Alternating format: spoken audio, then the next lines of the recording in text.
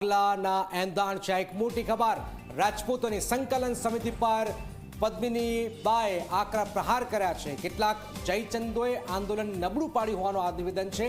આંદોલન કોઈ ફિલ્મ છે તે પાર્ટ 1 હોય 2 હોય।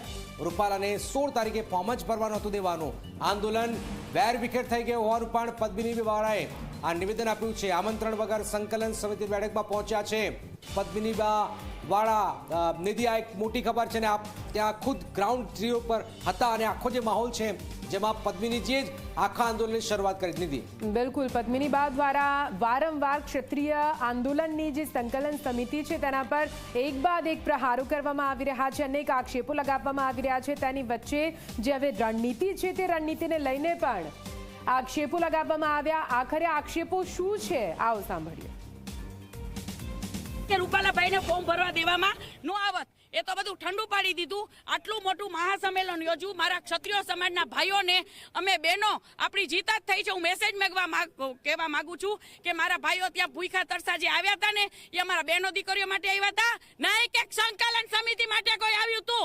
સંકલન સમિતિને એમ હોય ને કે અમારી માટે આવ્યું હતું તો ભૂલી જાજો, આ તો અમારા બહેનો દીકરીઓની લડાઈ માટે આવ્યા હતા ત્યાં, અને આખા ક્ષત્રિય સમાજને ગુમરાહ કર્યો।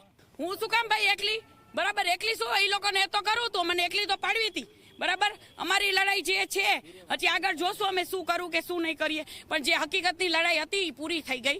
જે અમારે આંદોલન કરવું હતું એ ટાઈમ વયો ગયો, આજે ફોર્મ ભરાઈ ગયો। કાયદા કાનૂન એટલા કડક છે, મારા ભાઈઓને હું કોઈને એવા ઉશ્કેરાવીશ નહીં કે કાલ સવારે એને હેરાન થવું પડે। આ કઈ મૂવી છે? આ મૂવી છે પાર્ટ 1 ને પાર્ટ 2 આ મૂવી છે, બરાબર। આ સમાજને ગુમરાહ કરી નાખ્યો આ લોકો, આ મૂવી થોડી છે। તો પાર્ટ 2 ને પાર્ટ 1 કરતા હતા, ક્યાં ગયો પાર્ટ 2 તમારો? અને ઓલા તૃપ્તિબા ક્ષત્રિયાનો ઇતિહાસ રહેશે। 350 ફોર્મ ભર્યા ફોર્મ કહીએ શું થયું? કઈ ન થયું, બરાબર।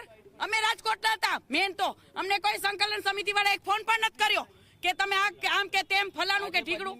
જી ના, મને કોઈ સંકલન સમિતિ તરફથી ઇન્વિટેશન નહોતું આપવામાં આવ્યું। મને પીટી જાડેજાએ ફોન કર્યો હતો અને પીટી જાડેજા ત્યાં એમ કહેતા હતા કે સંકલન સમિતિ સારી નથી, સંકલન સમિતિ મને પણ બોલવા નથી દેતી, સંકલન સમિતિમાં હું છું પણ નહીં, ખાલી હું રૂપાલાભાઈના ઓપરેશન સુધી સંકલન સમિતિમાં છું। તો ત્યારે પીટી મામા અહીંયા શું કરે છે હવે એ તો ખબર નહીં, એ જ નથી વિચાર આવતો। પેલા એવા નારા લગાડતા હતા કે બીજેપી તુસે બેર નહીં, રૂપાલા તેરી ખેર નહીં, તો હવે કોંગ્રેસનું આવી ગયું, બરાબર। તો શું ખીચડી શું પકાવે છે? તો નિધિ આ એક મોટી ખબર, અને આપણે તો ખુદ આ આંદોલનને નજીકથી જોયું છે। તો પદ્મિની જે આક્રોશ વ્યક્ત કરી રહ્યા છે કઈ રીતે જોવો છો? અને આપણી સાથે ગૌરવ પણ જોડાય છે। બિલકુલથી ગૌરવ પાસે જઈશું અને આખરે જાણીશું કે જ્યારે પદ્મિની બા વગર આમંત્રણે આ બેઠકમાં અંદર પહોંચી ગયા છે ત્યારે ત્યાં શું માહોલ છે। ગૌરવ, સીધા આપની પાસે આવીશું। શું કઈ માહિતી અંદરથી સામે આવી રહી છે? કેમ કે જે પ્રકારની પરિસ્થિતિ, જે આક્ષેપો સતત લગાવવામાં આવી રહ્યા છે તેની વચ્ચે વગર આમંત્રણે પદ્મિની બા એ બેઠકમાં પહોંચ્યા, જે સંકલન સમિતિના સભ્યો છે। અંદરથી શું કોઈ માહિતી સામે આવી રહી છે? શું ચાલી રહ્યું છે એ બેઠકની અંદર?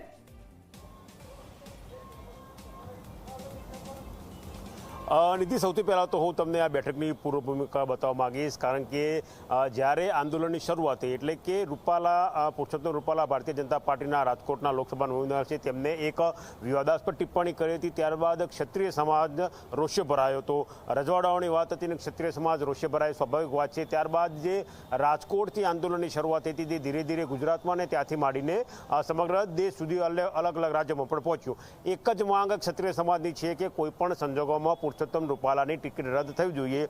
તો સામે પક્ષે ભારતીય જનતા પાર્ટીને સરકારે પણ સમાધાનકારી વલણ અપનાવ્યું। જે ક્ષત્રિય આગેવાનો હતા તેમની સાથે બેઠક કરી મુખ્યમંત્રી ઉપરાંત હર્ષ સંઘવી ગૃહમંત્રી અને પ્રદેશ અધ્યક્ષ CR પાટીલ સહિતના નેતાઓએ બેઠક કરી હતી કે આંદોલન કોઈ પણ રીતે શાંત પડે, પરંતુ સંકલન સમિતિની એક જ માંગ હતી કે પુરુષોત્તમ રૂપાલાનું ટિકિટ રદ થવી જોઈએ।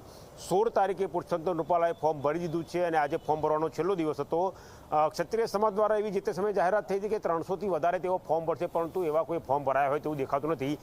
પાર્ટ 2 એટલે કે આંદોલનની હવે આગામી રણનીતિ શું હોઈ શકે તે નક્કી કરવા માટે ગોતા ખાતે આવેલા રાજપૂત સમાજ ભવન ખાતે એક બેઠક મળી રહી છે, જેમાં મોટાભાગના ક્ષત્રિય આગેવાનો હાજર છે।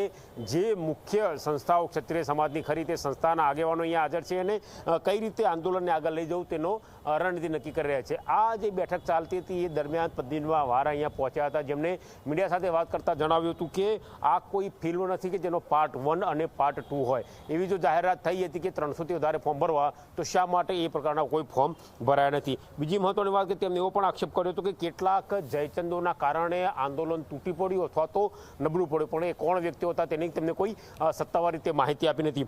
તેમને એવું પણ કહ્યું કે આ આખું આંદોલન છે તે હવે રાજકારણમાં ફેરવાઈ ગયું છે, ભાજપ વર્સિસ કોંગ્રેસ હોય તેવું દેખાઈ રહ્યું છે. કારણ કે જે સમયે રૂપાલાએ નિવેદન કર્યું ત્યારે એવા નારા વહેતા થયા હતા કે ભાજપ તુજસે બેર નહીં, રૂપાલા તેરી ખેર નહીં.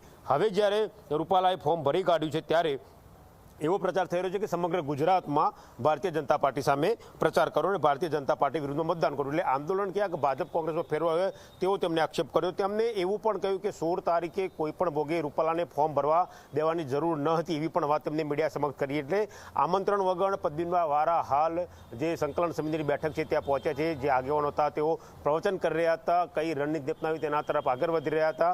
સાંજે 6 કલાકે સત્તાવાર નિવેદન આપવાની વાત સંકલન સમિતિએ કરી હતી, પરંતુ હજી બેઠક ચાલુ છે. અને પદ્મિનીબા વારા બેઠકમાં પહોંચ્યા ત્યારબાદ તેમના સાથે સંકલન સમિતિની કોઈ વાત થઈ કે કેમ તે હજી સુધી બહાર જાણી શકાયું નથી. તેમને કોઈ પ્રવચન આપ્યું કે કેમ તે પણ જાણી શકાયું નથી. પરંતુ હાલ સંકલન સમિતિના સભ્યો હાજર છે, ક્ષત્રિય સમાજની પ્રતિનિધિ સંસ્થાના સભ્યો ત્યાં હાજર છે, પદ્મિનીબા વારા પણ પહોંચ્યા છે. એટલે કંઈક નવી આંદોલનની રણનીતિ હોય તે કદાચ આમાંથી નીકળીને બહાર આવશે તેવું હાલ દેખાઈ રહેલું છે.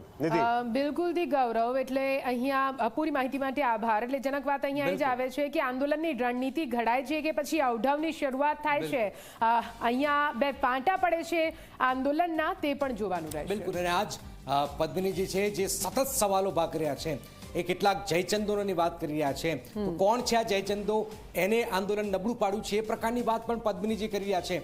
અને આ એક જ મહિલા જે છે જે સતત આ રીતે અવાજ ઉઠાવી રહ્યા છે, ઉપવાસ પણ કર્યા હતા. તમે ખુદ એમનો ઇન્ટરવ્યૂ કર્યું હતું, પારણા કરાવ્યા, અને ત્યાર પછી આખો જે માહોલ બન્યો છે એ હવે આ શું બે તરફના ભાગલાના એંધાણ છે? આ એક મોટો સવાલ છે.